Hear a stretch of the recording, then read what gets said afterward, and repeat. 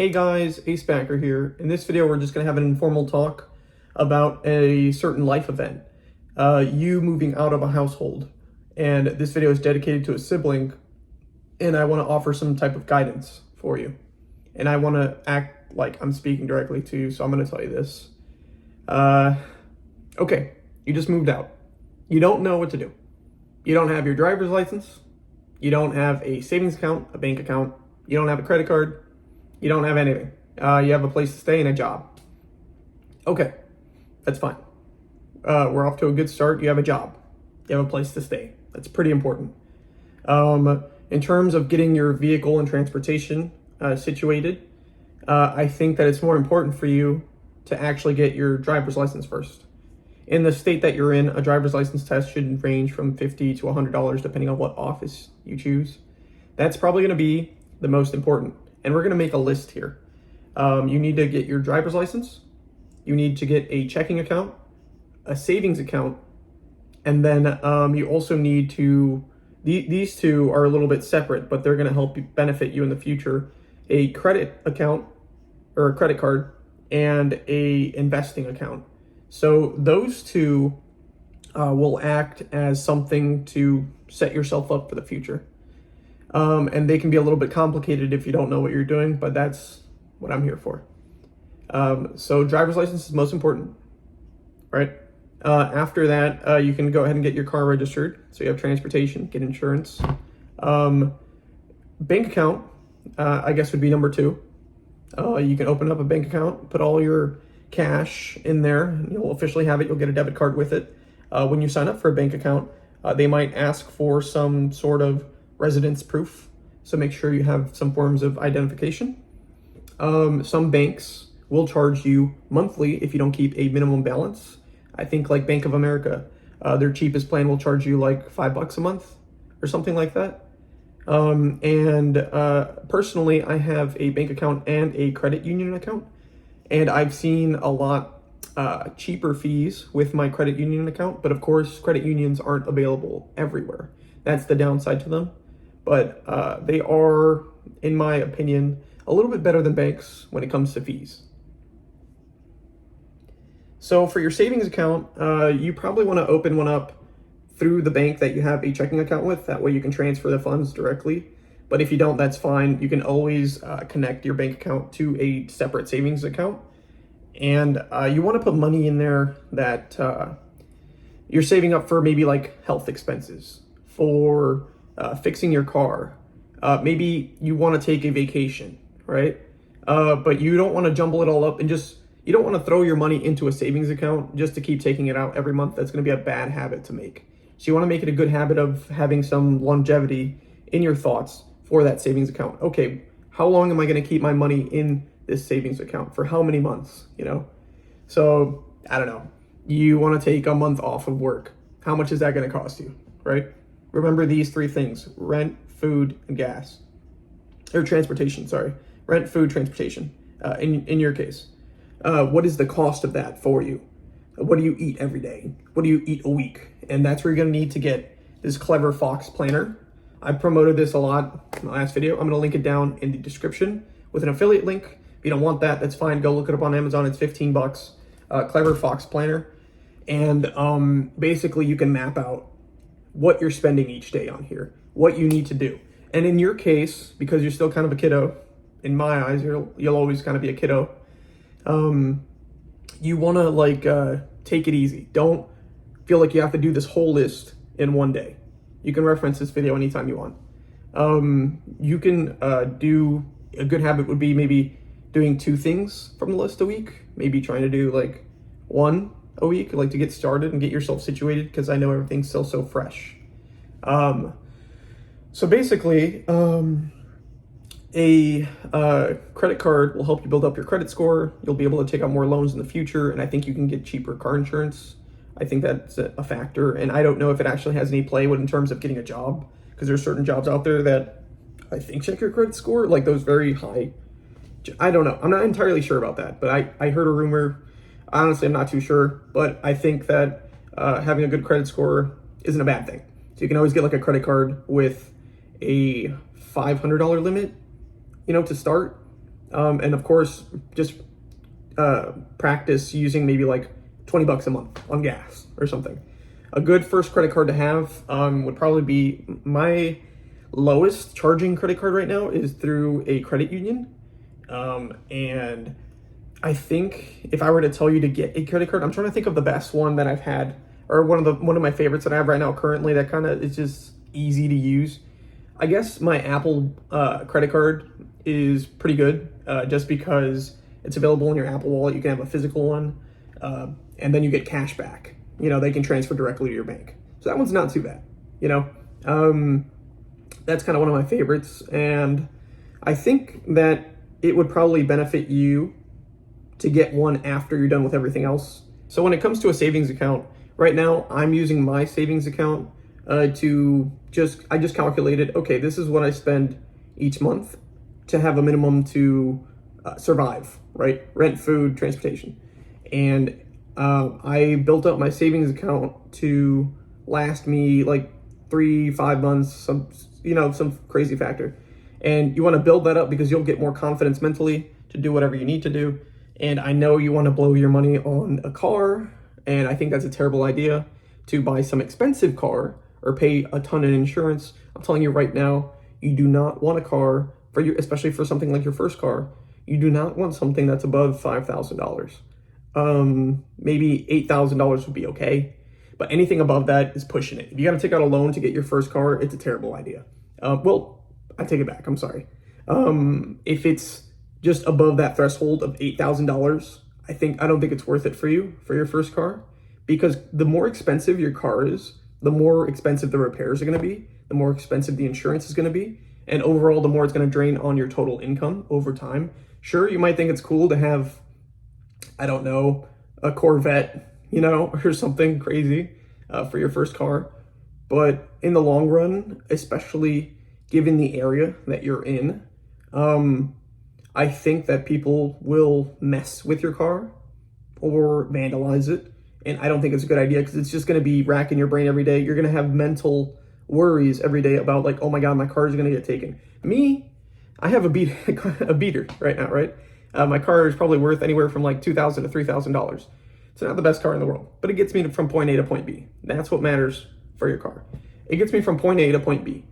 And something that I really like about it is I couldn't care less if something happened to the car, because it's inexpensive. It doesn't have financial control over me, and a lot of the expenses are manageable, right? So if I need to get a tire replaced or something separate, it's manageable for the most part. When you get car insurance, you do not want to go through a person, because usually those individuals will get a commission. If you use a website or an app to fill out all the information yourself, you'll usually save somewhere like from $500 on the total plan, maybe like $700, because that's what their commission comes out to be. You can check through the Progressive app. That's the insurance that I've had before. So that's something really important to understand, that usually if you're going through a person for anything, really, honestly, sometimes a commission will be attached to that. And especially with car insurance, that's a real thing. I've asked someone, I actually checked it myself. I asked someone to help me set up some car insurance, and then I checked the exact same plan without the person, and for some reason it was like a couple $100 cheaper. Then I realized, okay, they're getting a commission. And of course, sometimes if someone actually helps you and does the work, you want to give them the benefit of the doubt, or you want to help them out, right? But in this case, you can do it yourself and save some money. Yes, I think it's a good idea for you to get your passport. Having a passport will help you apply for different jobs a lot easier. Now, going back to actually opening an investing account, I think for your first brokerage, Webull or Robinhood isn't a bad idea. I'll leave a referral link for you down in the description of the video. And I want you to know that you can buy fractional shares. So I know you don't know a lot about stocks, and that's fine. Basically, you're buying companies, right? You're buying a piece of the company. It used to be to where you couldn't buy that unless you knew somebody back in the olden days. Then these apps came out to where anybody can really throw in some money and buy a piece of a company. And then that's evolved further into buying a fraction of a share of a company through apps like Robinhood or Webull, because they offer fractional shares, which means you can buy a smaller piece of a company if you have less money. And There's a company that I'm looking at right now that I threw in some money into. It's called the ticker symbol, or the letters that are used to represent it in the application when you try to use the search bar, is U, U, U, U. It has 4 U's in it. I'll tell you more about it later, maybe in a different video. I guess that's not really relevant right now. But an investing account will help you grow your money faster than a savings account will over the long run. To start, you should probably be investing in the S&P 500, because that's a mutual fund that gets taken care of by different people. So it usually, if you left your money in there, someone would be watching it for you, rotating out the stock portfolio for you. You're basically buying a portfolio of the top companies in the United States, and it's a lot more manageable. They do charge fees for mutual funds like that, but they're already incorporated into the actual stock, so you don't really have to worry about like paying it separate or anything like that. So it's a lot easier for people. A lot of people just throw their money in that instead of having like a regular savings account. And in my brokerage accounts, I also have a Roth IRA and a traditional IRA. I have both. But it's more important for you to have a Roth IRA. It's basically the broke man's IRA. You can put your money into an IRA and have a lot of tax benefits for it. So a Roth IRA lets you put in, like, say, for example, you want to throw in, and basically an IRA is an individual retirement account. And it's just like a separate stock account where you keep your stocks. That's all it is. You throw money in there, and then you can buy stocks, and you keep it until you're older, right? So like the age of like 50 or 60, I don't know. I have to go check. And basically you're trying to keep your money in there for a long time. It's like a super savings account for stocks, or using stocks, right? And there's tax benefits to having a traditional IRA, and there's tax benefits to having a Roth IRA. I'm going to explain both of them to you real quick. The Roth IRA lets you put your money into the account now. And not everybody can qualify for a Roth IRA, because if you make too much money, you're not allowed to. And of course that makes sense. But basically, I have $1,000. I throw it into my Roth IRA. When tax time comes around, they're going to tax me for those $1,000, whether I put it into that Roth IRA or not. But that $1,000, when I need it in the future, when I'm older, when it's grown, after I used it to buy, $1,000 worth of a stock. 40, 50 years later, that stock is worth, that $1,000 of stock is now worth $100,000, $70,000, $50,000, whatever. It's not going to be charged by taxes when you take it out, because your your initial investment was already taxed. And the benefit to a Roth IRA is that when you withdraw your money in the future, you aren't going to get taxed. Now, a traditional IRA is similar but opposite. So for example, I have $1,000 and I put it into a traditional IRA. A traditional IRA lets you deduct that $1,000 from your taxes right away, right this year. But when you go and sell your stock and withdraw the profits from the account, you're going to get taxed on that total amount. So for example, it'd be that $50,000, $70,000, whatever. And of course, that's why everybody wants a Roth IRA. That's why everybody, if you can get one, right? And those are huge, huge differences that can benefit you in the future. So right now, while you're still younger and while you're still not making a ton of money, a Roth IRA would be your best bet. It doesn't cost any money to open. Opening up all these accounts really doesn't cost any money to open that you can see, I guess, in terms of like subscription fees or opening fees or anything like that. Some banks may have you keep a minimum deposit in there to start out if you're new. But credit cards, you want to stay away from credit cards there are some credit cards out there that will charge you an annual fee. Okay, you want to stay away from those unless you have a real purpose for having a credit card like that. For example, the American Express credit cards, you want to stay away from those because they charge you an annual fee. You don't need any of that stuff yet at all, right? They have a lot of benefits with it, but you don't need any of that stuff right now. And so if a credit card is telling you to pay an annual fee or an opening account fee, get away from it. There's a lot of free ones that won't charge you any of that. And the Apple credit card is one of them. if you can qualify for it, which I think you should be able to. I mean, you don't have a credit card, but there is also banks that will give you promotional offers to opening up a bank account with them. So make sure you look it up online first. Make sure you look up online, like, okay, here's a benefit for opening up an account now with these people for a credit card or with these people for a bank account. And just make sure you look at the fees, or ask me in the comments, ask me directly, whatever. And I can look at it for you. And I can tell you, okay, here are the fees. Here, this is this, blah, blah, blah, blah. Because there's so many credit cards out there. There's so many different banks. I can look at it for you too, but it's just a matter of making sure that there's no recurring annual fees or monthly fees, because they'll eventually drain you a little bit. You get into a tough spot, and it'll really, really like hurt your credit score. Or, well, I guess I don't think a bank will, but so for the most part, that's like the gist of it. And going back to stocks, we can talk a little bit more about that in a different video, but it's important for you to at least dip your feet in there, download the apps, and just look at it. You don't have to buy anything for a month. You can just scroll through the companies, just look at it. Just familiarize yourself with the system, with the app. You don't have to actually buy anything. Maybe after like a week or a month, throw in $10. I don't know, buy Google, buy whatever, right? But okay, this isn't financial advice, right? YouTube's terms of service. This is not financial advice. This is just for entertainment purposes. But I only say that because I want you to understand what the stocks are like when you actually buy a position. And I think the S&P 500 is your best bet for now. So maybe throw $10 in the S&P 500, right? Watch it over the course of a month. I don't know, you're going to get a couple cents. Oh, wow. Okay, cool. Throw in 10 more cents, or I'm sorry, $10 more. And then over the course of a year, maybe you have $120 in the S&P 500. And then by next year, it's going to be doubled. And you're going to be like, wow, okay, I get this now. And you're going to understand the system of like selling it and all this other stuff. And when it comes to taxes, that's a whole separate video, but you shouldn't worry about any of that right now, because you're not really in a position where you're making hundreds of thousands of dollars, hopefully someday, but that's not really anything to worry about right now. It's more about just making sure you have the tools for yourself to set yourself up for success. And this planner will help you a lot.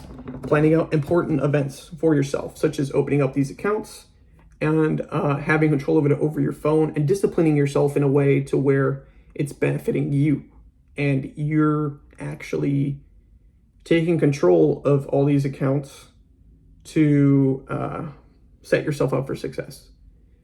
Rent, food, transportation, or housing, food, transportation. These three things are something that you have to master over time now that you've moved out of your parents' house. This is basically something that you can plan out, reduce, and really big thing here, before I forget, nothing is free. Some things, if you see anything as absolutely free, that means you as a person have failed, because anything that is free has a cost that can be indirect, it can be physical, or it can be emotional. And of course, you want to give gratitude to anyone that gives you something amazing for free. Like, I don't know, say a friend lets you stay at their place for like a week, a month, whatever, for free. And you're grateful for that friend. And of course, maybe in the future they'll ask you for a favor, or they'll get in a bad spot and you'll return the favor. You'll be in a position where you can return the favor, and that's awesome. That's something that's great. Now, when you meet people or products out in public and people are like, oh, do you want to free this? You want to free that?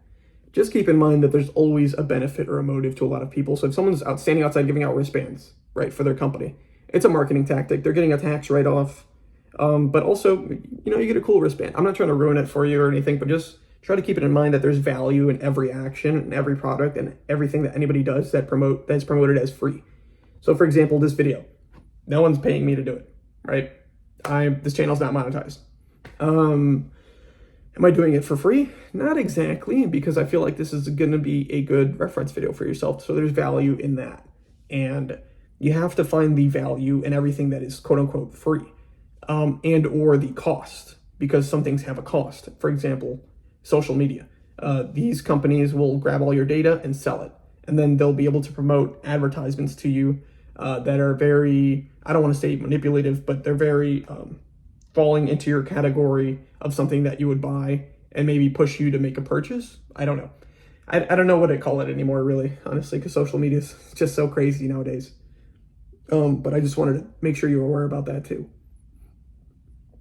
And I just wanted to make this quick rant video because I guess I didn't have a chance to give you a sit-down one-on-one talk, and I can't really talk with you in person right now. So here's this video. This video is for you. I'm, pushing for your success. I hope that if you need anything, you'll just let me know. And coming from someone who's already done what you're doing, it can be rough sometimes, and that's okay. Stuff happens. You can make it through it. You got this. You can set yourself up in a way where you're going to be doing perfectly great. And I guess in another video, we'll talk more descriptive. We'll make more descriptive comments in terms of actual stock investments. And I know I've been saying that, but I wanted to make this video first because this information just came to me about you moving out. And I love you, Brody. And if you need anything, you just let me know.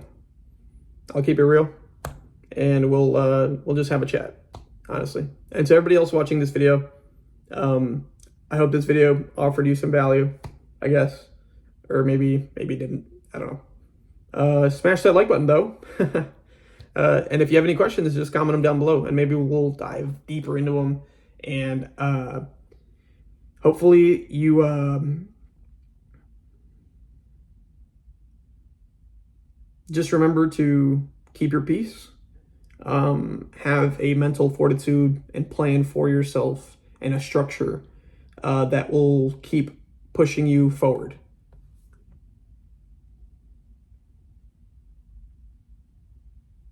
Anyways, this is Ace Backer, and we'll catch you in the next video.